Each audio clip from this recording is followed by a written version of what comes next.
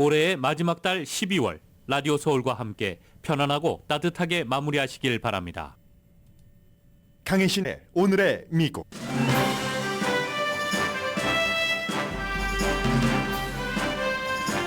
하버드대학 교수진 600여 명이 사임 압박을 받고 있는 총장을 지지하는 청원서에 서명했습니다.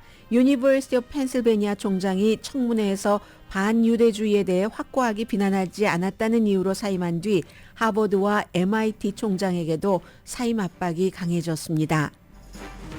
UCLA 헌법학 전문 교수가 아이빌리그 대학 총장 사임 압박에 대해 총장들이 의회에서 한 발언이 옳고 졸업생이나 정치인이 총장 사임을 주도하는 게 잘못이라는 기고문을 썼습니다. 그 이유는 대학생들은 많은 주장에 대해 맥락을 파악하면서 토론하는 표현의 자유가 보장돼야 하기 때문이라고 지적합니다. 이스라엘은 하마스 본거지에 진입했다고 주장하고 하마스는 부정하며 팔레스타인 난민들은 고향으로 돌아가지 못할 위험 속에서 이집트 쪽으로 밀려갈 수 있는 처지입니다.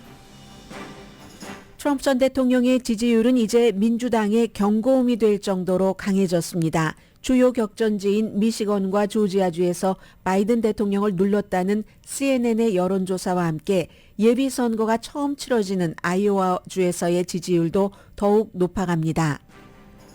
볼로디미르 젤렌스키 우크라이나 대통령은 내일 바이든 대통령 초청으로 미국을 방문해서 의회에서 우크라이나를 지원해달라고 호소합니다. 같은 날 공화당 정치인들은 우크라이나를 지원하지 말라는 헝가리 독재자 빅토르 오르반 측근들을 워싱턴에서 만납니다. 500명의 투자가들에게 물어본 결과 2024년 경제에서 가장 큰 위험 요소는 연준의 정책 실수도 아니고 중국의 경제 위축도 아니었습니다. 지정학적 악당이라는 말이 나왔습니다. 북한과 러시아, 이란의 동맹이 세계 경제의 위험 요소로 지적됩니다.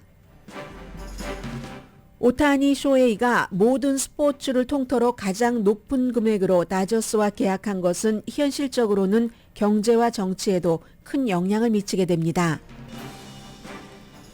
오스카를 예고해온 2024년 골든글로브 시상식에서 영화 바비와 오펜하이머가 선두 후보작으로 지명됐습니다. 한인 배우 스티브 연은 우디 해리슨 등과 함께 TV 영화 주연 후보에 올랐습니다. 텔레비전 드라마에서는 석세션이 몇 년째 최다 후보작입니다.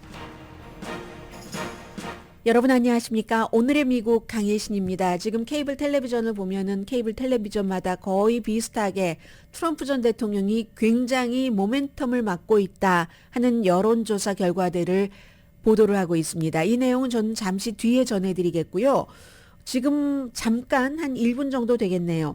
로스앤젤레스 시간으로 어제 오후에 군사훈련 도중에 미군 F-16 전투기가 서해에서 추락했습니다. 그런데 이제 이 내용이 미국에서는 항상 뭔가 군에서 문제가 있다 하면 이게 단발적인 것인가 아니면 총체적으로 이어지는 것인가 때문에 주목을 하죠. 그리고 모든 매체들이 보도를 합니다. 조종사는 비행기 밖으로 탈출을 해서 한국 해병대가 구조했습니다. 그렇기 때문에 이제 미국에서 한국 해병대에 굉장히 감사한다는 얘기를 많이 하고 있고요. 이 조종사는 현재 의식 있고 안정 상태이고 원인은 조사 중인데 제8 전투 비행단 소속의 F-16이 완전히 그 서해에 추락해버린 건데 군산에 기지가 있기 때문에요. 뭐 원인은 지금 조사 중인데 미국으로서는 이게 아시아에서 최근에 두 번째 미 전투기 추락입니다. 11월 얼마 전에 아시아 어디에서였죠? 일본에서였었죠. 오스프리가 일본 해안에 추락해서 당시에는 탑승자 8명이 전원이 숨졌고 그리고 또 몇 개월 전에는 사우스캐롤라이나주에서 해병대 소속의 F-35기가 추락을 했습니다. 조종사가 역시 그때도 탈출을 했고요. 그래서 이제 미군 지금 기강이 해이해진 게 아닌가 이런 면에서 많은 그 매체들이 보도를 하고 있습니다. 그리고 이제 지금부터는 한 10분 정도는 제가 하버드 대학교의 신문과 로스앤젤레스 타임스 사설을 묶어서 전해드리겠는데 사회적으로 정치적으로 가장 큰 이슈이기도 합니다. 어제 11시에 말하자면 그 어떤 그 청원서 같은 것이 돈 겁니다. 하버드 대학교에서. 500여 명 이상이 지금 하버드 대학교의 신문에서는 500명 이상이라고만 나오거든요. 하버드 크림슨의 지금 탑 뉴스입니다. 그런데 이제 그걸 또 취재를 더 해본 매체들은 600명이 넘는다고 하는데 하버드 대학교 총장 사임해라 하는 압박에 대해서 굴하지 말아라 하는 것, 하버드 대학교 총장을 지지하는 그런 청원서에 서명한 교수진이 600여 명이 된다는 겁니다. 학교 리더십에 대한 결정은 졸업생이나 정치인들이 하는 게 아니라 캠퍼스 내의 언론의 자유, 표현의 자유, 학문의 자유 다 보장하려면 그 바깥 세력은 다 가라라고 얘기를 하고 있고 오늘 하버드에서 이사회를 엽니다. 이 문제는 잘 알고 계시는 것처럼 주말 사이에 결국은 유니버시티 오브 펜실베니아 또 다른 아이빌리그 대학인 유펜의 총장이 지난주 화요일에 의회에 출석을 해서 한 청문회에서 한 발언 때문에 5시간 청문회 가운데서 30초 발언 때문에 결국은 밀려서 사임을 했습니다. 스스로 사임했지만 이건 사임이 아니라 해고나 마찬가지입니다.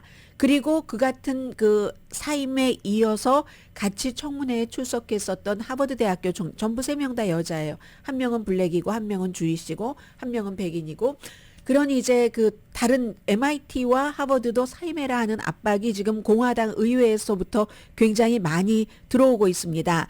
그래서 지금 하버드 대학교 신문은 이건 대학교가 이렇게 정치에 그 휘말려서 정치에 놀아나서는 안 된다 하는 이제 그런 것이고 의회에서 72명의 공화당과 2명의 민주당, 2명 가운데 제가 1명은 분명하게 주이시라는 것을 알고 있고요.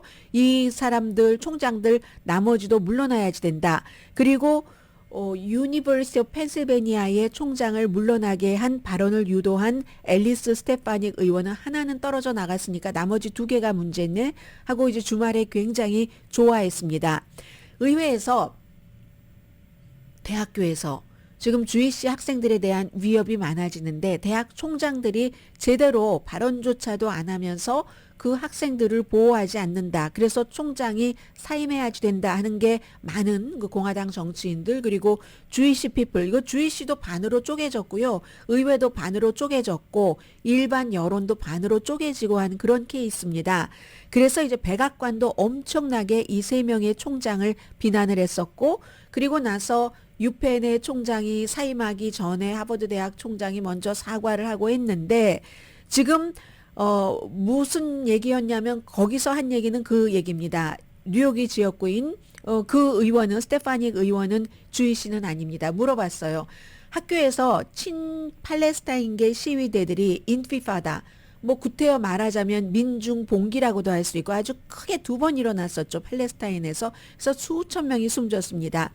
이스라엘에 항거를 하느라고 왜 우리 땅을 점거하고 우리를 이렇게 나라를 세우고 못 살게 구느냐 해서 수천 명이 숨졌는데 그 같은 인티파다를 외치면서 학생들이 시위를 할 때 그 학생들에 의해서 유대계 그 주이시 학생들이 너무 겁나하고 위험하니까 그런 것을 보호하기 위해서 그 같은 시위를 주도하는 학생들을 처벌을 해야지 된다.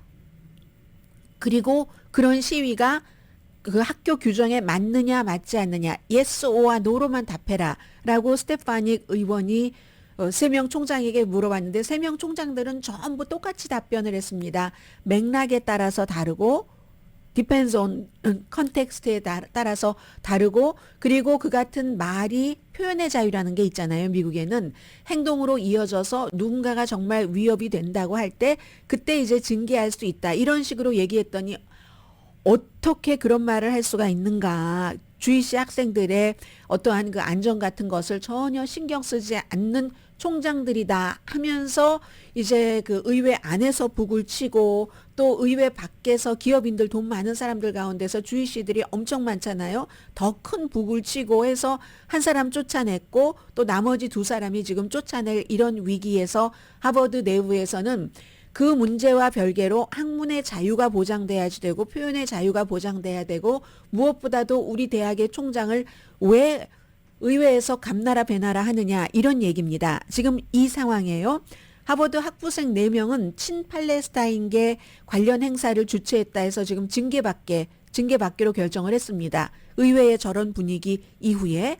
그리고 이제 로스앤젤레스 타임즈 어피니언의 그 UCLA에서 아주 그 저명한 헌법학 교수입니다. 그 헌법학 교수가 쓴 어피니언을 제가 소개를 해드리겠습니다. 이분은 또 주이시입니다. 주이시도 의견이 엇갈린 건데 헌법학 교수니까 왜 하버드 대학교 총장을 뭐 해고해라 말아라 학생들이 친팔레스타인 친이스라엘 시위를 벌이는데 친이스라엘 시위에 대해서는 아무런 제재가 없고 친팔레스타인 시위에 대해서만 제재가 있는가, 여기에 대한 헌법학자로서의 시각을 쭉 보여줍니다. 유진 볼로크라는, 뭐 한인 학생들도 UCLA 법대 많이 다니니까 알고 계시겠죠? 특히 뭐 자유주의 헌법을 전문으로 하는 주이시 UCLA 유진 볼로크 법대 교수가 로스앤젤레스 타임즈에 쓴 기고문입니다.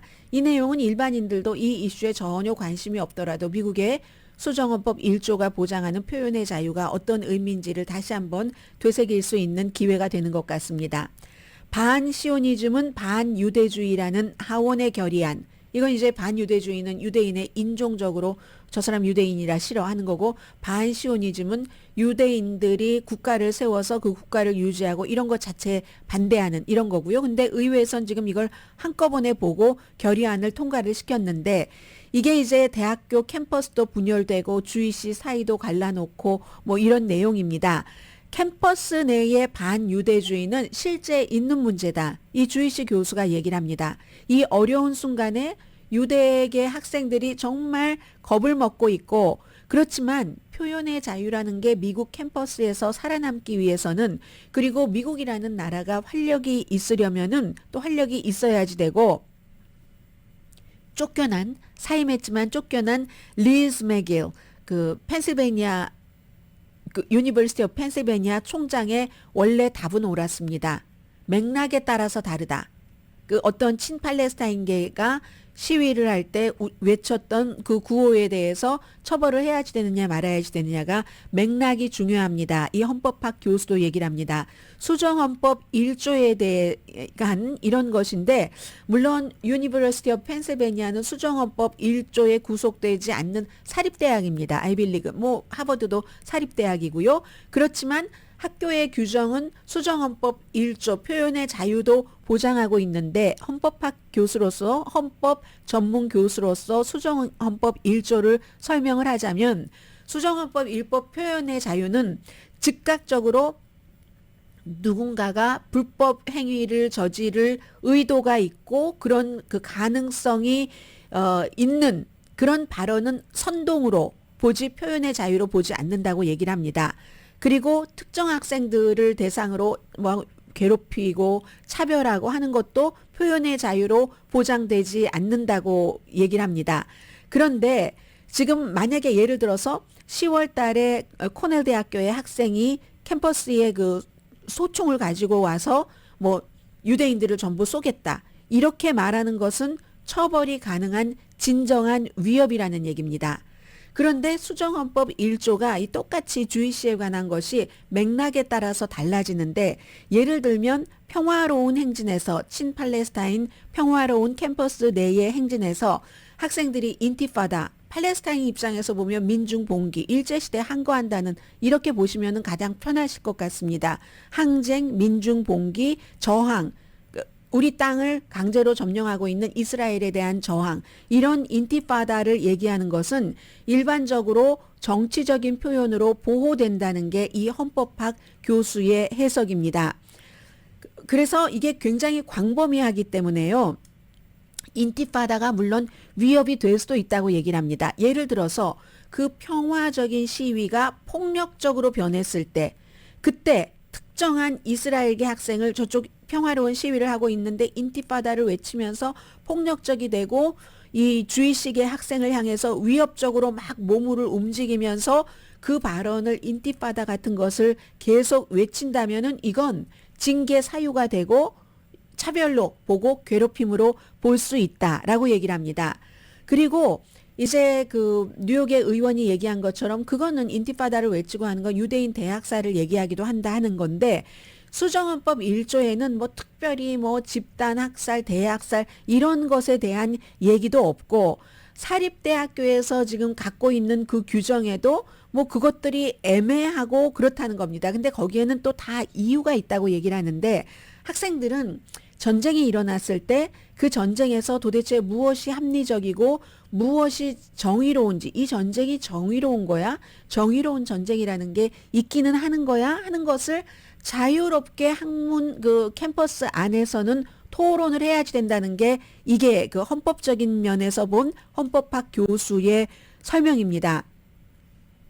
예를 들어서 집단 학살에 대해서는 이스라엘 연설, 친이스라엘계 사람들도 많이 사용하고 있다는 얘기를 합니다. 예를 들어서 하마스 전사들을 잡기 위해서 가능한 한 이스라엘은 많이 죽일 권리가 있다. 하마스를 얼마를 잡자고 지금 팔레스타인 사람을 얼마를 죽였습니까? 하마스가 민간인 뒤에 숨는다면 하마스를 잡기 위해 민간인을 죽일 수 있다. 그럴 권리가 있다라고 지금 이스라엘 대부분의 많은 이스라엘이 주장하고 있는 거잖아요. 이걸 이제 다 거기에 딱 맞춰서 생각을 해보자는 거죠. 그런데 다른 사람들은 또 이스라엘이 국가가 팔레스타인 땅에 이스라엘이 맘대로 자신들의 국가를 세운 것부터가 잘못이다. 그렇기 때문에 오히려 그 유대인들을 그 땅에서 추방해야지 된다라고 주장을 할 수도 있다는 얘기입니다. 이 주이시 교수가 하는 얘기입니다. 하마스의 공격이 오히려 정당방위 아니냐, 민중봉기 아니냐. 따라서 이스라엘이 그러한 일이 있었다고 해서 팔레스타인 주민들을 그 공습으로 숨지게 하는 게 그게 보복이고 그게 대량 학살이다. 민간인에 대해서. 이런 생각을 하는 학생들도 있다는 얘기죠. 그래서 이제 이게 도덕적인 견해가 서로 다를 수 있기 때문에 그렇고 정치적인 견해가 다를 수 있기 때문에 그렇지만 어쨌든 대학교 안에서는 다양한 입장을 주장해서 자유롭게 문제에 대해서 토론을 해야지 된다는 겁니다. 캠퍼스의 총장이 예를 들어서 이번에 물러나라고 하니까 캠퍼스의 총장이 거기에 대해서 맥락에 따라서 구분을 해야지 됩니다. 뭐 이렇게 얘기를 했다고 해서 정치권에서 저 총장을 물러나라고 해서는 안 된다는 게 이 주이시 교수의 생각입니다. 그리고 또 뭐 민간인을 대량 학살하는 이 전쟁과 특정한 상황에 대해서 이스라엘은 또 이렇게 얘기를 할 수 있다는 거예요. 이스라엘이 뭔가 이란을 선제 핵 공격을 해야지 된다. 선제 핵 공격을 해야지 된다. 이스라엘 사람이 그렇지 않으면 위험해질 수 있기 때문에. 그래서 테란이 인구가 1200만 명이 됩니다. 테란에 핵폭탄을 투하해야지 된다. 이런 주장도 이스라엘에선 하고 있는데 그럼 이것은 어떻게 맞출 것인가 균형을 그런 얘기를 합니다. 그래서 이제 이런 모든 주장은 수정헌법 1조 또 도덕적인 그 주장 같은 것들이 너무 다를 수 있기 때문에 아니 내가 살기 위해서 내가 저 사람들을 살해하는 것은 정당하고 저 사람들이 나를 아직까지 신체적인 위협이 오진 않았는데 말로써 위협하는 것을 확실하게 벌을 주지 않았다고 해서 총장을 해고하는 것 이건 정당해야지 되는가? 여기에 대해서도 이것은 정치권이 개입해서는 안 된다는 얘기를 하는 겁니다. 실제로 미국이 히로시마 나가사키 폭격을 했는데 거기에 대해서도 서로 의견이 다르잖아요. 학생들의 의견이 지금 대학교니까 학생들의 의견이 다를 수 있는데 그 의견이 다르다고 저 학생을 처벌해야지 됩니까? 미국이 아무리 그래도 그렇지 일본에 핵폭탄을 투하해서는 안 돼라고 생각하는 학생이 있고 그때 핵폭탄을 투하하지 않았으면 전쟁이 끝나지 않았을 거야. 한국적인 입장에선 그러면은 우리도 해방되지 않았을 거야. 의견들이 다 다를 수 있잖아요. 각자의 입장에서 도덕적인 기준에서도 그렇고 실제적인 이득에 대해서도 그렇고 그렇기 때문에 대학이 실제적인 위협으로부터 학생들을 안전하게 보호하는 건 맞다. 주이시 학생들 위협을 느끼고 있으니까 여기서도 팔레스타인 학생들 위협 느끼는 건 얘기하지 않습니다. 그리고 그렇게 되는 경우에 정말 실제적인 위협이다 하면 처벌해야지 되는 게 맞지만 그것보다도 이 고등교육기관이잖아요. 하버드 대학교 같은데 뭐 유펜 같은데 MIT 다 마찬가지입니다. 그런 데서 고등교육이 추구하는 약속, 상하탑의 약속을 진정으로 이행하려면 대학교의 지도자, 아이빌리그가 됐건 그렇지 않건 그런 그 표현의 자유에 대한 기준을 총장도 포기하지 않을 권리를 줘야지 된다.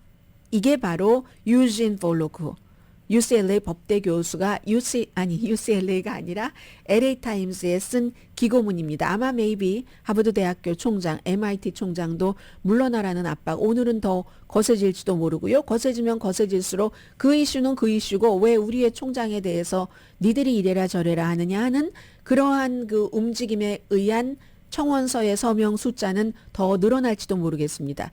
이스라엘과 하마스가 전쟁을 하는 바람에 미국에 없어도 되는 이런 문제가 또다시 일어나고 있습니다.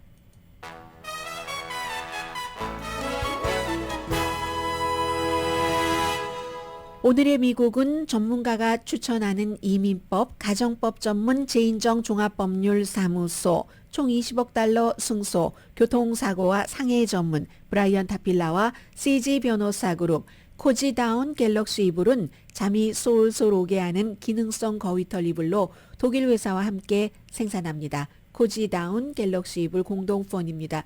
이제는 트럼프가 대통령이 될 가능성이 조금 더 높아져 보입니다. 바이든 대통령보다. 잠시 뒤에 근거를 전해드립니다.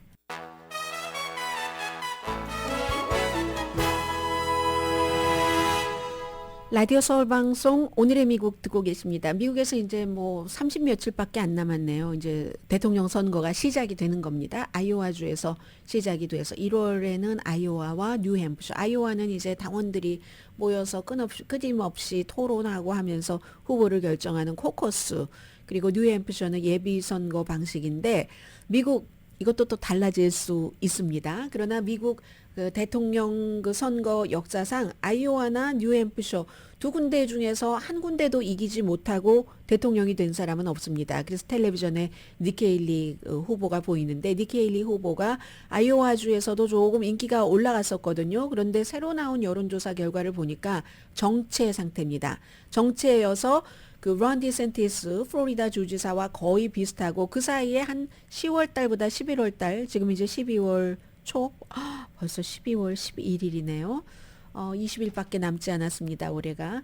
그래서 트럼프 전 대통령이 한 달 사이에 많이 올라갔습니다. 아이오와주에서 오히려 내려가지 않을까라고 예상했었던 사람도 많은데 8%포인트나 올라가서 정말 중요한 두 군데서 일단 한 군데를 이겨놓으면 안심이 됩니다. 두 군데 다 지고 대통령이 된 사람은 없어요.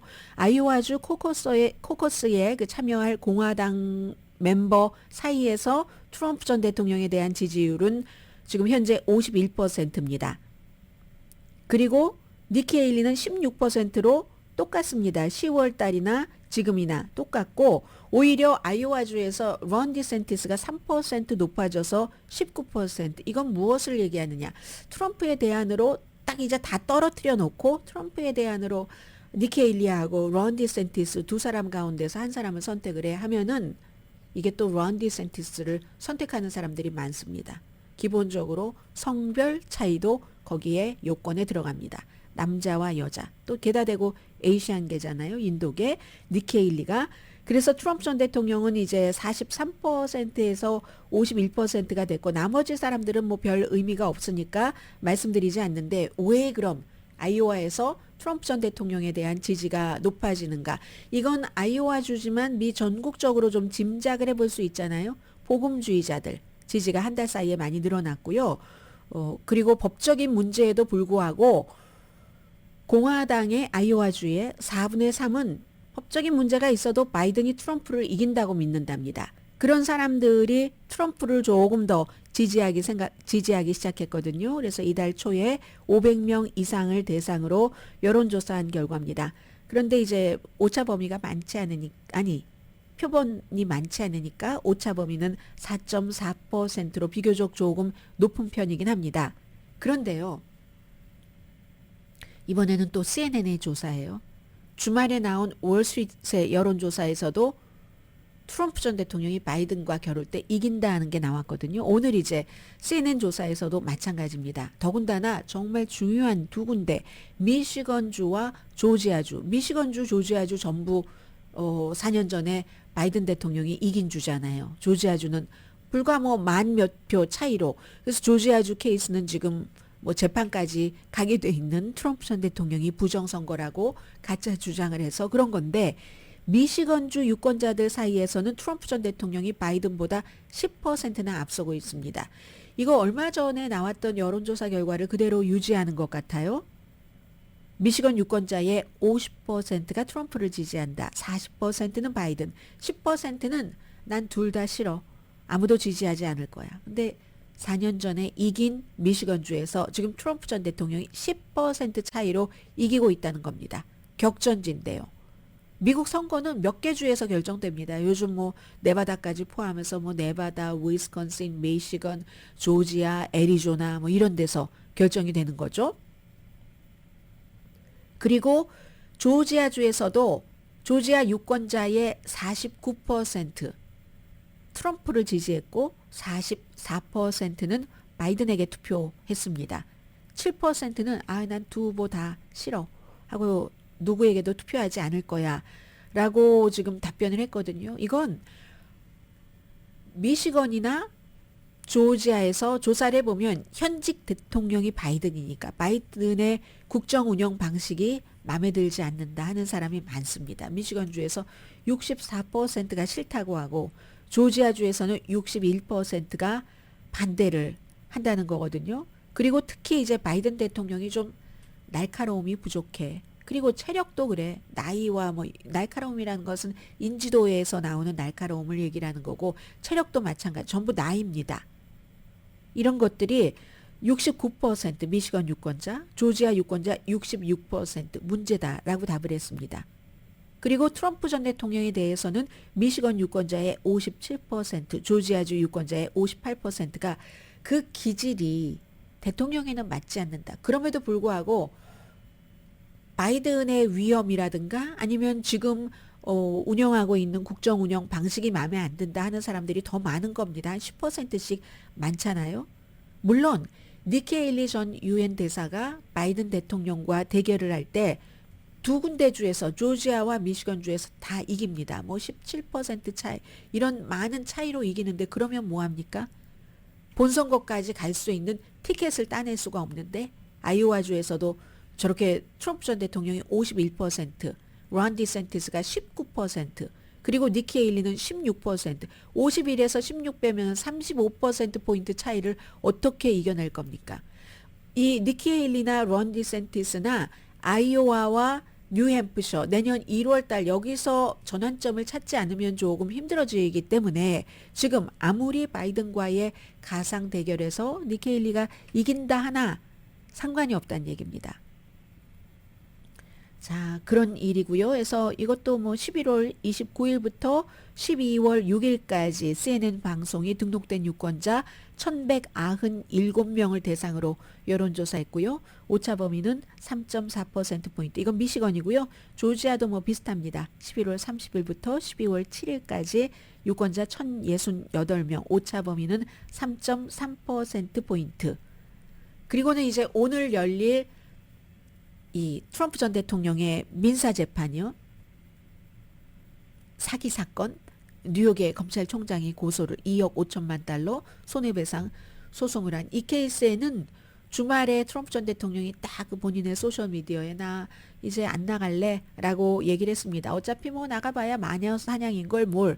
그런데 11월 6일부터 첫 번째 그의 그 법원 출두가 11월 6일이었는데 안 나가도 되는 겁니다. 원래 안 나가도 되는 건데 변호사만 보내도 되는데 트럼프 전 대통령이 쿠테오 비행기 타고 왔다 갔다 한 것은 정치적으로 이제 캠페인을 한 거잖아요. 그동안 정치적으로 캠페인하면서 마녀 사냥이다 이런 얘기 그리고 나를 수사하고 나를 판결할 재판부와 수사팀은 검찰팀은 전부 썩었어 이런 얘기를 계속 하면서 이제 그 지지층을 결집을 시켰는데 근데 또 개그 명령이 또 내려졌잖아요. 이게 하도 복잡해서요. 개그 명령 내리면 이쪽에서 풀으라고 하고 풀었다 내렸다 하는데 지금 개그 명령이 딱 묶여 있는 상태이기 때문에 별 말을 할 수가 없습니다.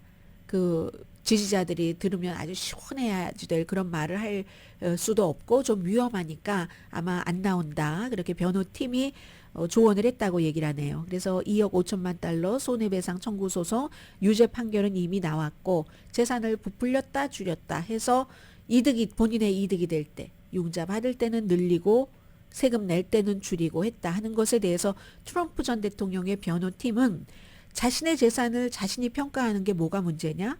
자신의 재산을 원하는 대로 평가할 권리가 있다. 그 수치가 맞는지 틀리는지는 대출 기관과 회계사가 하는 일이지 모두가 다 그러면 은행에 대출 받을 때 대출을 많이 받기 위해서는 마음대로 부풀리고 그걸 은행에서 찾아내면 오케이 뭐 안 찾아내도 뭐 안 오케이 뭐 안 오케이입니까 오케이입니까 이 논리로 지금 변호를 했습니다. 근데 이런 모든 것들이 다 트럼프 전 대통령에게는 아무런 부담이 되지 않습니다. 날이 가면 갈수록 점점 더 그 트럼프 전 대통령의 지지율이 높아지고 게다 대고 또 하나의 그 아주 그 든든한 그 말을 얻었죠. 트럼프 전 대통령이 알렉스 존스라는 음모 이론가 뭐 방송에서는 정통적인 방송에서는 알렉스 존스를 음모론자 이렇게 얘기를 하지만 또 알렉스 존스를 너무너무 중요하고 좋은 사람이라고 얘기하는 사람들도 많습니다. 이 사람이 뭐 음모론자다 하는 건 본인이 소송도 많이 걸렸고 본인도 내가 그때 실수했어라고 나중에 마지못해 얘기도 했어요. 샌디욱 초등학교에서 총격 사건이 일어나서 아이들도 숨지고 선생님도 숨졌는데 그거 다 배우들이 한 거야. 아역 배우들 놓고. 그래서 총기 규제하기 위해서 그렇게 한 거라니까 이런 주장을 오랜 동안 해왔습니다. 그리고 영향력도 커요. 이 사람이 본인의 팟캐스트를 운영하면서 그런 알렉 존스를 트위터에서 너무 심하다 해서 어카운트를 삭제를 해버렸는데 그건 아주 오래전이에요. 트럼프보다도 더 이전에 5년 전에 일론 머스크가 또 복원시켜줬네요. 그러니 굉장히 이제 트럼프 전 대통령을 위한 선거 캠페인을 많이 할 것 같습니다. 또 캘리포니아주에서 하원 의장 자리에서 쫓겨나고 나서 본인의 지역구조차도 마무리도 끝까지 하지 않고 12월 달에 사임하겠다 하원 의원직을 한 케빈 맥카티 전 공화당 하원 의장도 트럼프 전 대통령을 지지한다고 밝혔습니다. 그러니까 이제 이쯤 되면은 트럼프 전 대통령 쪽으로 힘이 많이 몰린다는 것을 알 수가 있고 그리고 이제 바이든 대통령의 경우는 헌터 바이든이라는 아들 그 아들이 지금 두 가지 혐의, 총기 혐의, 세금 안 낸 것에 대해서 기소가 됐고 또 이번 주에 대통령 탄핵에 들어가니까 게다 대고 우크라이나에 대해서도 지지율이 높지가 않습니다. 돈을 왜 그렇게 많이 써? 라고 얘기를 하고 이스라엘 하마스에 대해서는 이스라엘을 지지하는 사람들도 많지만 또 팔레스타인에 대해서 이스라엘이 좀 지나쳐라고 생각하는 사람들도 점점 늘어나고 있거든요. 그러니까 이 바이든 대통령에게는 별로 좋은 점이 지금 없습니다. 트럼프 전 대통령 쪽으로 한이 바람이 불고 있다고 할까요? 아주 등도 따뜻하게 해주고 살짝 앞으로 나가는데 도움이 되는 지금 정치 분위기는 그렇습니다. 정치 분위기는 또 언제든지 바람의 방향은 바뀔 수도 있습니다.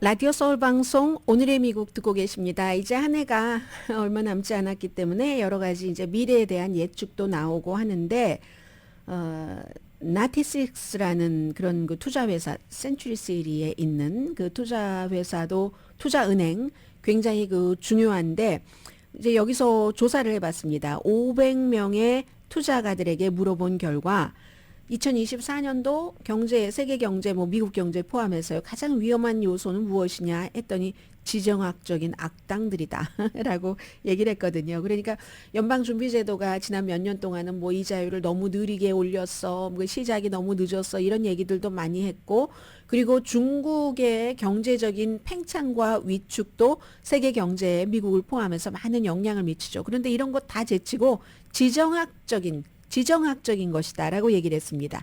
한 번의 행동으로 지정학적이라는 것은 세계의 경제와 시장을 흔들기 때문에 이게 그리고 또 이제 코비드 19도 물러갔잖아요. 거의 뭐 요즘 감기인지 코비드인지 모르겠다 생각하시는 분들도 많이 계시던데 어쨌든 풀이 꺾인 건 사실이잖아요. 그 당시에는 너무너무 공급망 이런 것들이 세계의 굉장한 그 위협이었는데 뭐 마스크 하나에도 돈을 얼마를 주고도 못 사고 우리가 그랬던 적이 있잖아요. 국가에서도 막 비상법을 발동을 해서 3M이라는 회사에 이제 전시 체제로 해서 마스크를 많이 만들어내라고 하고 하기도 했는데 지금은 코비드 그것도 다 지나갔고 전쟁이 세계 경제에 위협이 되는 것은 늘 있어 오긴 했습니다. 그런데 이번에는 더 위험하다는 얘기를 하고 있거든요. 그래서 뱅크 오브 아메리카도 마찬가지입니다. 지금 모든 그 은행들, 투자은행들이 다 마찬가지로 지정학적인 위험이 정상 보통 매년 있었던 것보다 80%나 높다. 이건 뱅크 오브 아메리카도 분석을 한 건데 역사적으로는 이 지정학적인 위험 같은 것이 이 뭐 투자가들에게 시장에 단기적으로 좀 영향을 미쳤는데 요즘은 그렇지 않다라는 얘기를 하고 있습니다. 항상 존재하지만 더 위험해질 때가 있다. 해서 이 나티식스의 전문가들은 이스라엘과 하마스의 전쟁을 이제 그것으로 보는 겁니다. 지금 이스라엘과 하마스 간의 전쟁이 이스라엘이 뭐 미국 말도 잘 듣지 않는 것 같고 미국도 마찬가지로 이스라엘에 대해서 또 말로는 팔레스타인 뭐 좀 잘해봐 거기 너무 민간인들을 그렇게 살상하는 전술을 좀 바꿔봐라고 얘기하지만 의회를 딱 그 우회해서 시간도 절약할 겸 이스라엘의 그 포탄을 탱크에 그 탄약을 제공을 해주잖아요. 파는 것을 승인을 하잖아요. 특별법을 가동을 해서 이런 식으로 그렇게 해서 이스라엘이 벤자민 네탄야후는 원래부터도 뭐 이스라엘이나 뭐 가자 지구의 주민의 생명 이런 것보다는 본인의 권력 유지를 위해서 모든 것을 결정한다는 것은 누구나 다 아는 것이니까 그렇기 때문에 이게 결국은 그쪽 이스라엘 주변으로 많이 퍼질 수 있는 중동 전쟁으로 일어날 수 있는 가능성을 투자가들은 위험하게 보는 것 같습니다. 그리고 또 하나가 이란과 북한과 러시아의 군사적인 지원을 지금 이란과 북한이 각기 나름대로 장기로 북한은 탄약을 이란은 드론 같은 것을 보내고 있기 때문에 러시아를 더 강력하게 만들고 있잖아요. 그렇기 때문에 러시아, 북한, 이란의 동맹이 지금보다 더 강해지면 경제적인 불안정은 더 커질 것이다. 70%가 그렇게 답변을 했습니다. 그리고 이제 미국 선거에도 역시 그림자를 들이오고 있는 거죠. 미국 선거 자체가 트럼프 전 대통령과 현재로서 바이든 대통령이 겨룬다 할 때 지금은 트럼프와 바이든이 아니라 아마 이번 주말부터는 트럼프와 헌터 바이든이 되는 건지도 모르겠어요. 헌터 바이든의 그 여러 가지 이슈를 가지고 아버지 쪽으로 가지고 가니까 굉장히 더러운 캠페인이 될 것으로 보고 있는데 그 선거철에 더러운 캠페인이 나오면 나올수록 시장이 굉장히 불가능해 보이고 그리고 이렇게 더러운 캠페인에 따른 시장의 불안정성에 어느 때보다도 위험한 국제적인 지정학적인 전쟁이 포함된 이 같은 요소는 일반인들이 컨트롤을 할 수 있는 게 아니잖아요. 그렇기 때문에 더욱 위험하다. 그런 말씀을 드리고요. 이 말씀 드린 참에 이스라엘 하마스 전쟁 그냥 레이티스트 정도만 말씀을 드리겠습니다. 지금 이스라엘은 하마스의 본거지인 칸 유니스를 우리가 거기를 접수를 했다라고 얘기합니다. 실질적으로 그 팔레스타인 사람들이 증언하는 거 보면은 막 전투 교전이 있었다고 하고 이스라엘 탱크가 그쪽에 있습니다. 이건 끝의 시작이다. 하마스를 잡는 수십 명의 하마스가 우리에게 항복을 했다라고 얘기를 합니다. 하마스는 거기에 대해서 가짜다 하고 부정을 하고 하마스가 지금 요구하고 있는 것은 우리 그 죄수들을 수감자들을 풀어줘라. 똑같이 우리가 지금 인질 갖고 있는 거 이 교환을 하자. 만약에 그걸 허락하지 않으면 인질들의 생명이 위협이 될 수도 있어. 이렇게 인질을 뭐 살해할 수도 있다는 위협을 협박을 하고 있습니다. 그 사이에서 팔레스타인 주민들은 계속 지금 남쪽으로 내려왔잖아요. 남쪽으로 내려왔는데 라파라는 그 이스라엘 아니 팔레스타인과 이집트의 그 사이 국경이 있는 그 라파 여기까지 왔어요. 근데 어디로 가야지 될지 더 이상 갈 데는 없는데 그쪽에 그 칸 유니스가 주변에 있기 때문에 하마스의 본거지인 막 이러지도 저러지도 못하는 상황에서 유엔에서는 지금 가자 주민의 가정 10가정 가운데 9가정이 음식이 없고 하루에 한 끼만 먹는다 하는 사람들 많고 곧 한 50%는 굶음, 기아, 뭐 여기 그 기아로 인한 아사까지 생기는 사람들이 있을 거라고 하거든요. 그렇게 되는 경우는 강제로라도 지금 남부에 모여 있는 사람을 이집트로 조금 빼야지 된다는 이런 건데 이게요 참 묘한 게 이집트도 원치 않고 팔레스타인 사람들 가운데서도 이집트로 가기를 원치 않는 사람들이 많습니다. 이집트는 다른 유럽이나 터키와는 달리 유럽이나 터키는 그쪽 유럽 지역에서 어떠한 난민들이 있고 전쟁이 일어나면 받아들입니다. 그 우리의 뭐 정신, 뭐 인도주의적인 정신, 막 이런 게 있어서 받아들이고 심지어 터키의 에르도안은 굉장한 독재자지만 시리아 내전이 있었을 때 누구보다도 시리아 그 난민들을 많이 받아들인 사람이 국경이 터키가 위에 있고 시리아가 아래에 있으니까요. 그 사람이 이제 그 정치적으로 또 문화적으로 그게 이제 에르도안인데 이집트는 지금 받아들이지 않고 있습니다. 불안해진다는 거예요, 우리가. 중국이 탈북자가 많이 오면은 불안하다 이렇게 얘기하는 것처럼. 그리고 팔레스타인 난민들도 마찬가지입니다. 지금 북쪽에서 우리 집이 북쪽인데 지금 집이 어떻게 돼 있는지도 모르고 내려오고 내려왔는데 이제는 국경까지 넘어서 남의 나라까지 내가 밀려가야지 된다고? 나는 고향에 돌아갈 수 없는 거야.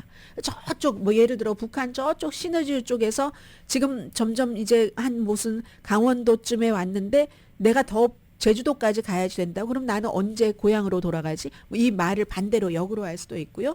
지금 팔레스타인 주민들은 그런 입장이다 하는 것 얘기를 많은 사람들이 하고 있고요. 그리고 이 얘기는 간단히 말씀드릴까요? 헤드라인에 적었으니까 잠시 뒤에 전해드리겠습니다.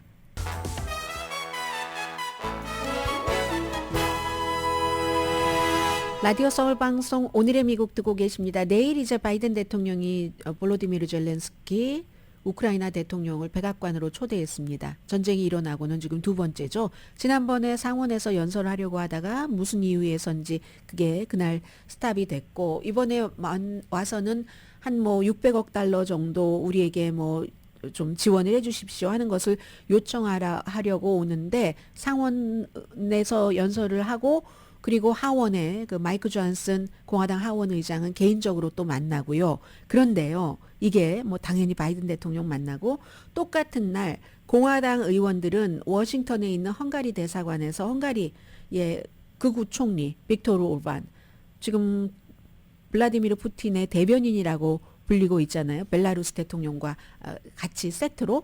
근데 그 헝가리 대사관에서 미국에서 가장 보수적인 헤리티지 재단이 주최를 하고 이제 헝가리 사람들이 오는 겁니다. 헝가리의 국제문제연구소 사람들이 오고 해서 빅토르 오르반 측근들이 와서 공화당 의원들에게 우크라이나를 지원하면 안 됩니다. 이제 이런 주장을 합니다. 우크라이나 대통령은 직접 와서 그러고 그 헝가리 측근들은 와서 공화당 의원들을 설득을 시키고 젤렌스키와 빅토르 오르반이 그 어제 그 아르헨티나 대통령의 취임식장에서 만났거든요. 서로 아주 긴장이 아주 또렷한 그런 모습이 보이던데 그래서 미국에선 이것도 또 지금 반으로 갈려져 있고 또 헝가리의 빅토르 오르반은 꼭 러시아의 대변인인 것뿐만이 아니라 유럽연합에도 우크라이나가 가입하지 못하도록 하잖아요. 26대 반대 1입니다. 헝가리. 그렇게 함으로써 헝가리가 유럽연합에서 좀 뭔가를 더 가져가려고 하는 그런 뜻도 있고요. 그리고 82회 골든글로브입니다. 헐리우드 외신기자협회에서 아카데미 시상식을 예상해 볼 수 있는 이런 거. 올해는 뭐 한국 영화는 없지만 그렇지만 뭐 올해 미국에서 제일 유명했었던 바비 그리고 또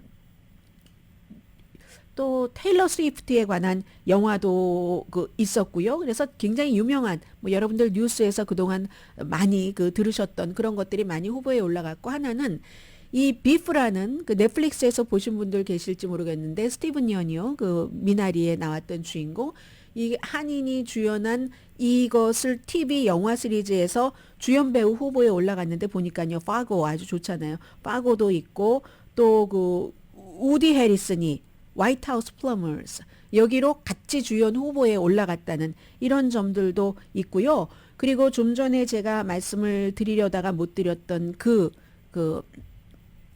부분은 좀 길어져야지 되니까 내일 말씀드리는 게 나을 것 같네요. 오타니 쇼헤이 뭐 다른 데서 특별히 전한 것 같지 않고 여러 개를 종합을 했었기 때문에 이 부분은 시간이 없어서 그냥 대강 얼버무리느니 내일 말씀드리기로 하고요.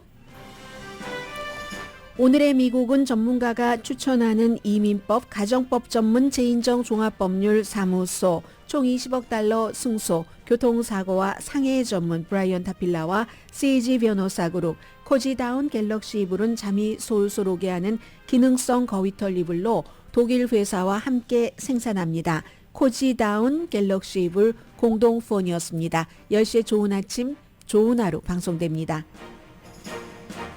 네.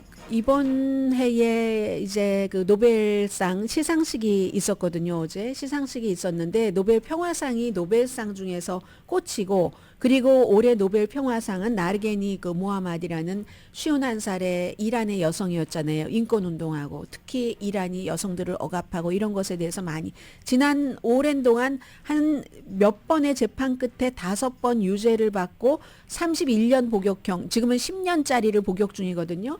그랬더니 엄마를 대신을 해서 쌍둥이인 17살의 오누이예요. 오누이가 시상식을 받고 몰래 감옥에서 가지고 나온 엄마의 그 소감을 얘기를 했는데, 그거 절대로 포기하지 말아라. 이란에도 독재가 가고 봄이 온다. 이런 얘기를 했는데 엄마와 몇 년 동안 못 만나고, 아빠도 비슷한 일을 하는 사람인데 이 아빠와 두 오누이는 파리에서 망명 생활을 하고 있잖아요. 이를테면 이란에서 못 살고, 이런 가족들이 굉장히 또 중요하게 생각되는 연말이기도 합니다. 강희신이었습니다.